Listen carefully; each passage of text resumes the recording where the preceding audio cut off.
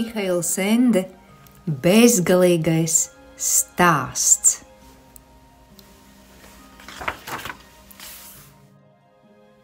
Lidojums uz ziloņkaula torni. Brīdis, kad atreiz bija ienācis pa drūmajiem Spoku pilsētas vārtiem un uzsācis pa līkajām ieliņām savus klejojumus, kuri tik liktenīgi beidzās netīrajās sētas pagalmā, bija dāvājis Laimes pūķim Fuhūram augstākā mērā pārsteidzošu atklājumu. Joprojām, nenogurstoši meklēdams savu mazo pavēlnieku un draugu, viņš bija uzlēdies augstu debesu mākoņos un miglas vālos un raudzījās visapkārt. Uz visām pusēm pletās jūra, kas tikai lēnām nomierinājās pēc varenās vētras, kura bija to uzvandījusi līdz pašam dibenam. Un piepeši Fuhūrs tālumā ieraudzīja kaut ko neizskaidrojamu. Tas bija kā zeltains gaismas stars, kas vienādos intervālos iespīdējās un atkal izdzisa, iespīdējās un atkal izdzisa. Šis gaismas stars likās pavērsts taisni pret viņu, Fuhūru. Cik ātri vien spēdams viņš tuvojās šai vietai un, beidzot slīdēdams tai pāri, atskārta, ka šis gaismas signāls nāk no ūdens dzīlēm, varbūt pat no jūras dibena. Laimes pūķi, kā jau iepriekš sacīts, ir gaisa un uguns radījumi. Slapjums viņiem ir ne tikai svešs, bet pat bīstams. Ūdenī viņi var pavisam izdzist kā liesma, ja vien pirms tam jau nenosmok, jo viņi nemitīgi elpo gaisu caur savām 100 000 perlamutra krāsas zvīņām pa visu ķermeni. Laimes pūķi vienlaikus arī barojas no šī gaisa un siltuma, un cita barība viņiem nav nepieciešama, taču bez gaisa un siltuma viņi spēj dzīvot pavisam neilgi. Fuhūrs nezināja, ko lai iesāk. Viņš pat nezināja, ko nozīmē šie savādie zipšņi tur jūras dzīlēs, un vai tiem vispār kāds sakars ar Atreju. Tomēr Fuhūrs ilgi nedomāja, uzšāvās augstu gaisā, tad pagriezās ar galvu uz leju, piekļāva ķetnes cieši pie ķermeņa, kuru viņš turēja stīvu un taisnu kā stieni, un metās dziļumā. Ar varenu plunkšķi, kas ūdenim lika uzšļakstīties milzu fontānā, Laimes pūķis ienira jūrā. Sākumā viņš gandrīz vai zaudēja samaņu no atsitiena, taču tad piespieda sevi atvērt rubīnsārtās acis. Tagad Laimes pūķis redzēja zipšņus pavisam tuvu, tikai dažus sava ķermeņa garumus dziļāk. Ūdens skalojās ap viņa augumu un veidoja gaisa pērlis, kā tīģelī, pirms tas sāk vārīties. Vienlaikus Fuhūrs juta, ka atdziest un kļūst arvien nespēcīgāks. Ar pēdējiem spēkiem viņš piespieda sevi ienirt vēl dziļāk, un tagad Fuhūrs ieraudzīja gaismas avotu tik tuvu, ka varēja aizsniegt. Tas bija Aurins, rota. Amulets kopā ar ķēdi laimīgā kārtā bija ieķēries koraļu zarā, kas slējās laukā no kādas klinšu gravas sienas. Citādi dārglieta būtu nogrimusi bezdibenī. Fuhūrs pasniedzās pēc tās, noņēma to no zara un aplika sev ap kaklu, lai nepazaudētu, jo juta, ka tūliņ kritīs nesamaņā. Atguvies, Fuhūrs sākumā nespēja īsti orientēties, jo sev par vislabāko izbrīnu viņš tagad atkal lidoja pa gaisu virs jūras. Viņš lidoja lielā ātrumā, kādā pavisam noteiktā virzienā, daudz ātrāk nekā viņa izsīkušie spēki to ļāva. Laimes pūķis mēģināja lidot mazlietiņ lēnāk, taču secināja, ka ķermenis vairs neklausa. Kāda cita, daudz lielāka griba bija gūsi varu pār viņa miesu un tagad to vadīja. Un šo gribu iedvesa Aurins, kas viņam ķēdē karājās kaklā. Diena jau gāja uz beigām un tuvojās vakars, kad Fuhūrs beidzot tālumā ieraudzīja liedegu. Zeme aiz tā šķita kā miglātīta, tāpēc tikpat kā nebija redzama. Pielidojis vēl tuvāk, Laimes pūķis atklāja, ka zemes lielāko daļu jau aprīs tukšums, no kura sāpēja acis, jo tas radīja akluma sajūtu. Šeit Fuhūrs, ja būtu spējis lemt pēc paša gribas, droši vien būtu griezies atpakaļ, taču dārglietas noslēpumainais spēks piespieda lidot taisni uz priekšu. Un drīz vien arī viņš uzzināja, kāpēc, jo šā bezgalīgā tukšuma vidū piepeši atklājās maza sala, kas vēl turējās. Uz tās bija palikuši nami ar smailiem, čukuriem un šķīvi torņi. Fuhūrs nojauta, ko viņš tur atradīs, un tagad ne tikai vairs varenā griba, ko iedvesa Aurins, bet arī viņa paša vēlēšanās nesa viņu uz šo mērķi. Krēslainajā sētas pagalmā, kurā Atreis gulēja blakus beigtajam vilkacim, bija jau gandrīz tumšs. Pelēcīgā dienas gaismas atspīduma, kas krita lejup šaurajā aizā, lāga nepietika, lai atšķirtu zēna gaišo ķermeni no melnā nezvēra spalvas, un jo tumšāks kļuva, jo vairāk tie abi saplūda vienā veselumā. Atreis sen jau vairs nepūlējās atbrīvoties no vilkača žokļiem, kas turēja zēnu stingri kā tēraudas krūvspīlis. Viņš atradās pusnemaņā, kurā atkal uzradās zāles jūra un purpura bifeļi, ko viņš nebija nomedījis. Dažkārt Atreis sauca citus bērnus, savus medību biedrus, kas tagad droši vien visi bija kļuvuši par īstiem medniekiem. Tikai neviens neatbildēja. Vienīgi milzīgais bifelis nekustīgi stāvēja un lūkojās uz viņu. Atreis sauca Artaksu, savu zirdziņu, tomēr tas nenāca, un arī viņa gaišie zviedzieni nekur nebija dzirdami. Viņš sauca bērnišķīgo ķeizrieni, tāpat velti. Viņš neko vairs nespēja viņai paskaidrot, viņš nebija kļuvis par mednieku, viņš nebija vairs sūtnis, viņa vispār vairs nebija. Atreis bija padevies. Taču tad zēns manīja vēl kaut ko citu, tukšumu. Tagad tam jau vajadzēja būt ļoti tuvu.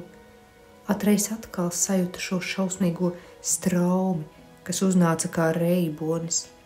Viņš pieslējās augšā un vaidēdams raustīja savu kāju, taču zobi nelaida to vaļā. Un šoreiz tā bija viņa laime, jo, ja Gmorkas zobi neturētu viņu ciet, Fuhūrs par spīti tām būtu ieradies par vēlu.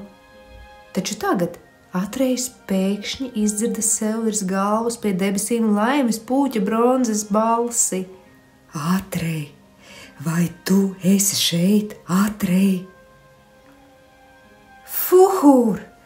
Atreis atsaucās, salika abas delnas pie mutes un kliedza uz augšu.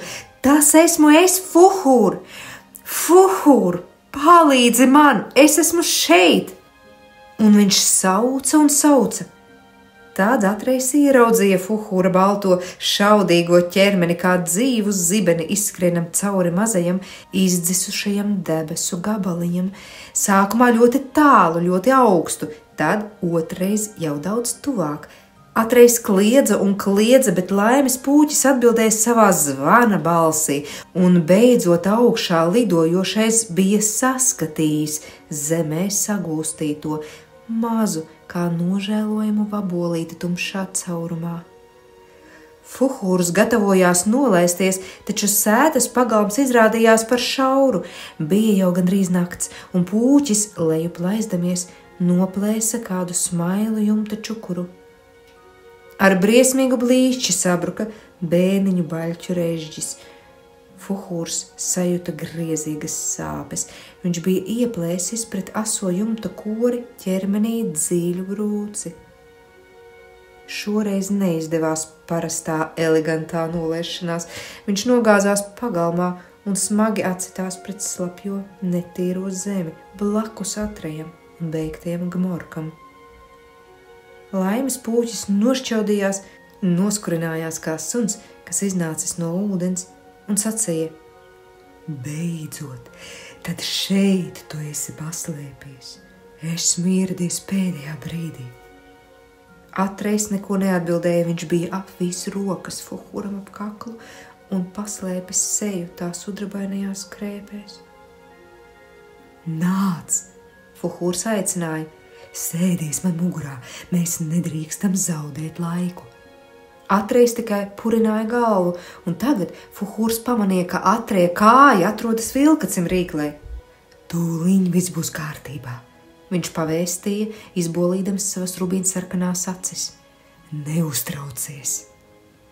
Laimes pūķis ieķērās ar abām ķetnām Gmorka žokļos un mēģināja tos atraut vaļā, taču zobi nepavērās ne par milimetru.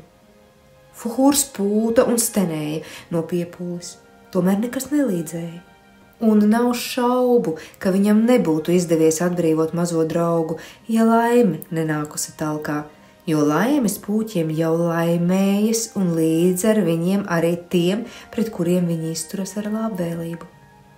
Proti, kad Fuhūrs nespēkā pierima un noliecās pār Gmorka galvu, lai tumsā labāk redzētu, ko iesākt, bērnišķīgās ķēzarienes amulets, kas karājās Fuhūram kaklā, pieskārās beigtajam vilkacim pie pieres. Un tajā pašā acu mirklī žokļi atvērās un atsvabināja Atreja kāju. Oho! Fuhūrs iesaucās, vai tu redzēji? Atrejs neatbildēja. Kas noticis? Fuhūrs vaicāja. Kur tu esi, Atrej? Viņš mēģināja sataustīt savu draugu, taču viņa vairs nebija. Un kamēr laimes pūķis pūlējās ar savām sarkan kvēlojošajām acīm izlausties cauri naksnīgajai tumsai, viņš pats sajuta to, kas Atreju tikko atbrīvotu bija aizrāvis no viņa prom, arvien tuvāk nākošo tukšumu. Taču Aurins paglāba laimes pūķi no straumes. Atrejs veltīgi aizsargājās. Straume bija spēcīgāka par viņa paša mazo gribu. Viņš pretojās, cīnījās un spārdījās, taču locekļi klausīja nevis viņam, bet tai nepārvaramajai straumei. Vēl tikai nedaudz soļu šķīra viņu no glābēja iznīcības. Šajā acu mirklī Fuhūrs kā balta zibens šautra pārskriedams Atrejam pāri satvēra viņu aiz garā zili melnā matu cekula, parāva gaisā un aiztraucās kopā ar zēnu nakts melnajās debesīs. Torņa pulkstenis sita 9. Neviens no abiem, ne Fuhūrs un ne Atrejs vēlāk nespēja pateikt, cik ilgs bija šis lidojums cauri pilnīgai tumsai, un vai tā patiešām bijusi tikai nakts. Varbūt arī viņiem bija apstājies laiks, un viņi nekustīgi karājušies kādā bezgalīgā tumsā. Ne tikai Atrejam tā bija garākā nakts, kādu viņš jau kad piedzīvojis, bet arī Fuhūram, kas taču bija daudz, daudz vecāks. Tomēr arī pašai garākajai un tumšākajai naktī reiz pienāk gals. Un, kad svīda palsais rīts, abi ceļinieki ieraudzīja tālumā pie pamales ziloņkaula torni. Te laikam gan nepieciešams uz mirkli apstāties, lai paskaidrotu kādu īpatnību fantāzijas ģeogrāfijā. Zemju un jūru, kalnu un upju gultņu atrašanās vieta tur nav tik noteikta kā cilvēku pasaulē, tāpēc, piemēram, būtu gluži neiespējami uzzīmēt fantāzijas ģeogrāfisko karti. Tur nekād droši nevar paredzēt, kura zeme ar kuru robežosies. Pat debesis puses mainās atkarībā no apvidus, kurā tu attiecīgajā mirklī uzturies. Vasara un ziema, diena un nakts katrā zemē seko citiem likumiem. Var nākt no saules izkveldināta tuksneša un tūliņ nokļūt arktiskajos sniega laukos. Šajā pasaulē nav nekādu izmēru ārējo attālumu, un tāpēc vārdiem tuvu vai tālu ir cita nozīme. Tas viss ir atkarīgs no dvēseles stāvokļa, kādā atrodas kāda ceļa gājējs un viņa gribas. Tā kā fantāzijai nav robežu, tās centrs var būt visur, vai, labāk sakot, tas no visurienes ir vienādi tuvu vai tālu. Viss pilnībā ir atkarīgs no tā, kas šajā centrā vēlas nonākt. Un šis fantāzijas iekšējais centrs ir ziloņkaula tornis. Atrejs sev par izbrīnu sēdēja laimes puķim mugurā, nespēdams apjaust, kā tur nokļuvis. Zēns tikai atcerējās, ka Fuhūrs bija viņu aiz matu cekula parāvis gaisā. Drebinādamies, Atrejs savilka ciešāk savu mēteli, kas plīvoja nopakaļ, un pamanīja, ka tas zaudējis krāsu un kļuvis pelēks. Tieši tas pats bija noticis ar viņa ādu un matiem. Un tagad, rīta austošajā gaismā, zēns redzēja, ka arī Fuhūru bija piemeklējis tas pats liktenis. Pūķis, līdzinājās vienīgi pelēkam miglas lēverim un bija gandrīz vai tikpat neīsts. Viņi abi bija nonākuši pārāk tuvu tukšumam. Ātrej, manu mazo pavēlnieku! Zēns dzirdēja pūķi klusi sakām. Vai brūces tev ļoti sāp? Nē, Atrejs atbildēja, es neko vairs nejūtu. Vai tev ir drūdzis? Nē, Fuhūr, domāju, ka nē. Kāpēc tu jautā? Es jūtu, ka tu trīci, pūķis attrauca. Kas tad cits pasaulē var likt tagad Ātrejam trīcēt? Zēns brīdi klusēja līdz atbildēja. Drīz mēs būsim galā, tad man jāpasaka bērnišķīgai ķēzrienei, ka vairs nav glābiņa. No visa, kas man bija jādara, tas ir pats smagākais.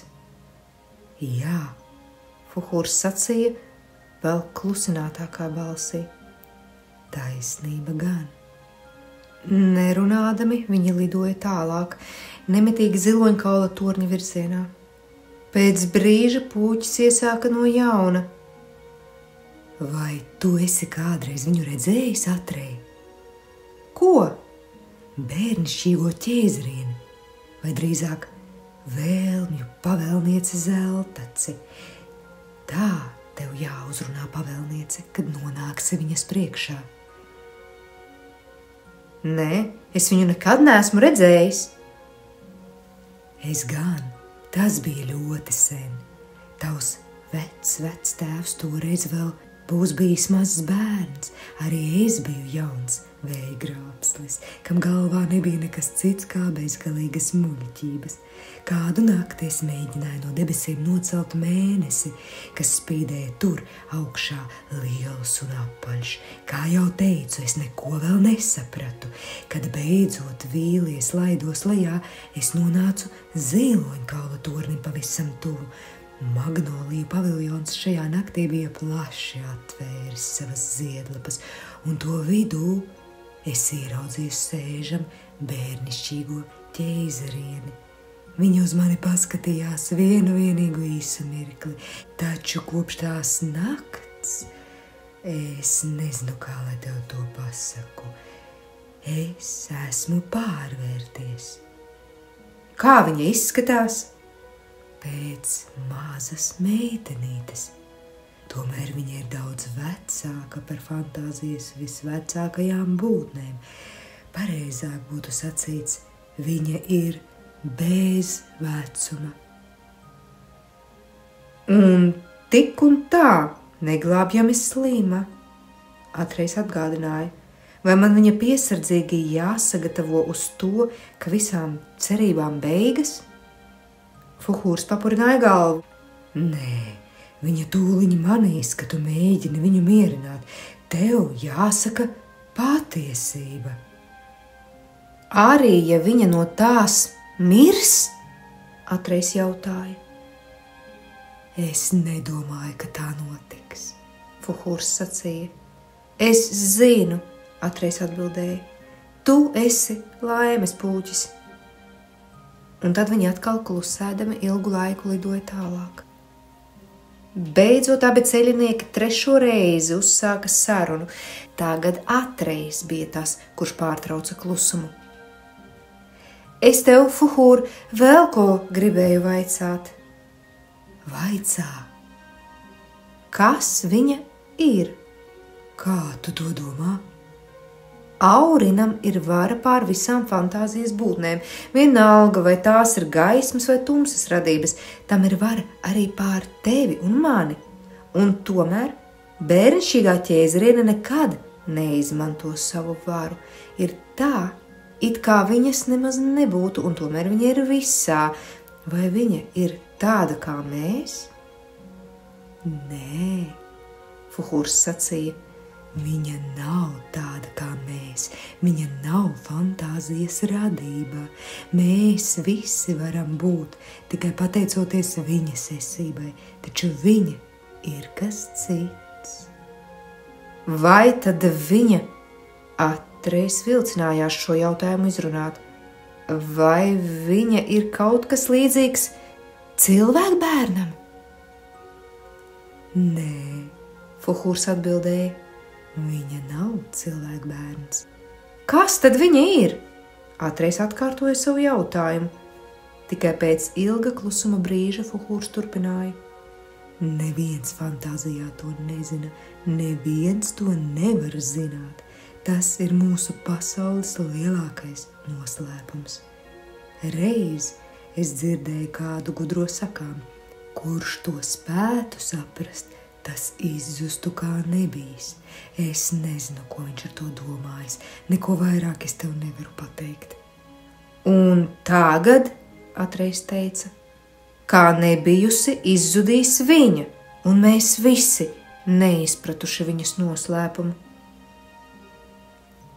Šoreiz Fuhūrs klusēja, taču viņa lauvam līdzīgajā purnā uzplēksnījās smaidiņš, it kā laimes pūķis gribētu sacīt, tas nenotiks. Kopš tā brīža viņi vairs nerunāja. Pēc neilga laika ceļinieki pārlidoja pāri labirinta ārējai malai, tām puķu dobju dzīvžoku un savīšos ceļu līdzenumam, kas plašā lokā apjoza ziloņkaulu torni. Sev par šausmām viņi secināja, ka arī šeit tukšums jau ķēries pie darba. Tiesa gan, sākumā tās bija gluži mazas vietiņas, kas uzradušās labirintā, taču tās bija itin visur. Krāsām bagātās puķu dobes un ziedošie krūmi, kas atradās starp šīm vietām, bija kļuvuši pelēki un sausi. Mazie smalkie kociņi, kā palīdzību lūgdami, stiepa pretī pūķim un viņa jātniekam kailus līkus zarus. Pļavas, kas kādreiz bijušas zaļas un raibas, tagad bija izbalējušas un atnācējiem pretī vējoja trūdu un puvuma smaka. Krāsas vēl bija saglabājušas vienīgi uzblīdušās milzu sēnes un indīga izskata deģenerējušies un spilgti raibi puķu veidojumi, kas drīzāk atgādināja vājprāta un izvērtības izdzimumus. Fantāzijas pēdējā, slēptākā dzīvība, dreboša un bezspēcīga, vēl aizstāvējās pret pilnīgo iznīcību, kas to ielenca no visām pusēm un aprija. Tomēr pasakainā baltumā, nevainojams un neskarts, vidū joprojām mirdzēja ziloņkaula tornis. Fuhūrs ar Atreju nenolaidās uz apakšējās terases, kas bija paredzēta lidojošajiem ziņnešiem. Viņi juta, ka ne viņam, ne Atrejam nepietika spēka, lai no turienes uzkāptu pa garo spirāla veida galveno ceļu, kas veda uz torņa smaili. Viņam arī šķita, ka situācija pilnībā atļauj pārkāpt visus priekšrakstus un etiķeti. Laimes pūķis izšķīrās par piespiedu nolaišanos. Viņš brāzās pāri ziloņkaula erkeriem, tiltiem un balustrādēm, pamanīja vēl pēdējā acu mirklī visaugstāko galvenā ceļa posmu, tur, kur tas izbeidzās pie īstās pils teritorijas, nosēdās zemē, uzšļūca pa ceļu augšā, vairākas reizes apsviezdamies riņķī un beidzot nostājās ar asti pa priekšu. Atrejs, kas abām rokām bija apķēries Fuhūram ap kaklu, piecēlās stāvus un paskatījās uz visām pusēm. Viņš bija sagatavojies uz kaut kādu sagaidīšanu vai cerējis mazākais ieraudzīt baru pils sargu, kas iztaujātu, kas viņš tāds un ko šeit meklē. Taču cik vien tālu tvēra skatiens, neviens nebija redzams. Mirdzoši baltās ēkas visapkārt likās kā izmirušas. Visi ir aizmukuši, Atrejam iešāvās prātā, pametuši bērnišķīgo ķēzerī nevienu pašu, vai arī viņa jau ir Atrej, Fuhūrs čukstēja, atdod viņai dārga lietu. Laimes pūķis noņēma zelta ķēdi no kakla, tā noslīdēja uz zemes. Atrejs nolēca Fuhūram no muguras un pakrita. Viņš bija aizmirsis par savām brūcēm. Gulēdams zēns satvēra karekli un uzlika to kaklā, tad atbalstījies pret pūķi, ar grūtībām pieslējās kājās. Fuhūr, viņš sacīja, uz kurieni man jāiet? Taču Laimes pūķis vairs neatbildēja. Viņš gulēja kā beigts. Galvenais ceļš izbeidzās pret kādu augstu, baltu nocietinājuma mūri ar lieliem brīnišķīgi grezniem vārtiem, kuru spārni bija vaļā. Atrejs, klibodams, devās uz tiem, atbalstījās pret portālu un ieraudzīja aiz vārtiem platas, balti mirdzošas kāpnes, kas šķitās sniedzamies līdz pašām debesīm. Viņš sāka kāpt augšā, dažkārt apstādamies, lai atgūtu spēkus. Uz baltajām kāpnēm palika asinslāšu pēdas. Beidzot Atrejs bija nonācis augšā un ieraudzīja priekšā garu galeriju. Viņš streipuļoja tālāk, pieturēdamies pie kolonām, tad gāja cauri kādam pagalmam, pilnam ar strūklakām un dažādām ūdens spēlēm.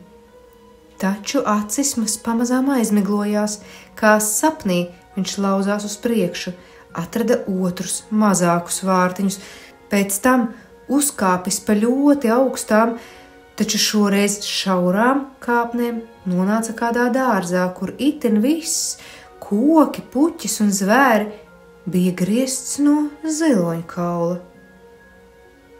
Tad četrāpus pārrāpās pāri vairākiem izliektiem tiltiem, kuriem nebija margu un kuri veda pie trešiem vārtiem, vismazākajiem no visiem. Uz vēdra Atrejs vilkās tālāk, tad lēnām pacēla skatienu un ieraudzīja spīdīgu kā spoguli ziloņkaula kalna smaili un tās galā žilbinoši balto magnolijas paviljonu. Ne ceļš, ne kāpnes neveda turp augšā. Atreja galva noslīga rokās. Neviens, kas jau reizi tur augšā nonācis un vēl nonāks, nespēs izskaidrot, kā viņš šo pēdējo ceļa posmu paveicis. Tas bija liktenis. Pēkšņi Atrejs stāvēja pie vārtiņiem, kas veda uz paviljonu. Viņš iegāja iekšā un tagad aci pret aci satikās ar vēlmju valdnieci Zeltaci. Viņa atbalstījusies daudzos spilvenos, sēdēja mīkstā apaļā pēlī zieda kupola vidū un skatījās uz Atreju. Viņa likās bezgala maiga un burvīga. To, cik viņa slima, varēja redzēt no bālās sejas, kas tēlojās gandrīz vai caurspīdīga. Valdnieces mandeļformas acis bija tumšā zelta krāsā. Tajās nebija rūpju un nemiera, viņa smaidīja. Sīkais tieviņais augums bija ieģērbts platā zīda tērpā, kas zaigoja tik balts, ka pat magnolijas ziedlapas blakus tam izlikās tumšas. Viņa izskatījās kā neaprakstāmi skaista, maza meitenīte, augstākais 10 gadu veca, un garie mati, kas gludi saķemmēti krita pāri pleciem un mugurai uz pēļa, bija balti kā sniegs. Bastiāns izbijās. Šajā mirklī notika kaut kas tāds, kas nekad mūžā ar viņu vēl nebija gadījies. Līdz šim Bastiāns visu, kas tika aprakstīts bezgalīgajā stāstā, bija spējis skaidri iztēloties, kaut arī dažas dīvainības lasot šo grāmatu jau bija nācies piedzīvot. Nenoliedzami, tomēr tās katrā ziņā varēja kaut kā iztulkot.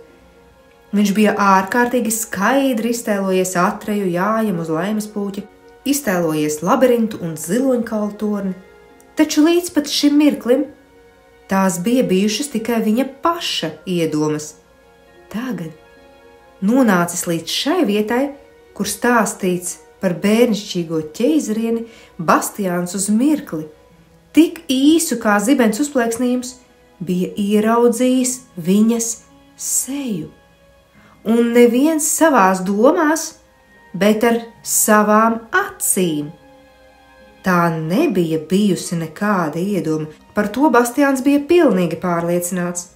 Viņš pat bija pamanījis tādus sīkumus, kuri aprakstā nemaz nebija parādījušies, piemēram, viņas uzacis, kas gluži kā 2 smalki ar tušu zīmēti loki liecās virs viņas zeltainajām acīm, vai, piemēram, viņas neparasti garās ausu ļipiņas vai graciozi pieliekto galvu uz maigā kakla. Bastiāns bija pilnīgi pārliecināts, ka nekad mūžā nav redzējis kaut ko skaistāku par šo seju, un tajā pašā mirklī zēns jau zināja, kā viņu sauc. Mēnesis meitiņa! Vispār nebija ne mazāko šaubu, ka tas ir viņas vārds. Mēnesis meitiņa bija uz viņu paskatījusies, uz viņu, Bastiānu Baltazaru Buksu. Viņa bija paskatījusies uz Bastiānu ar tādu sejas izteiksmi, ko nevarēja izskaidrot. Vai arī viņa bija pārsteigta? Vai viņas skatiens pauda kādu lūgumu? Ilgas? Ej, nu sazini ko. Zēns mēģināja atsaukt atmiņā mēnesis meitiņas acis, taču tas vairs neizdevās.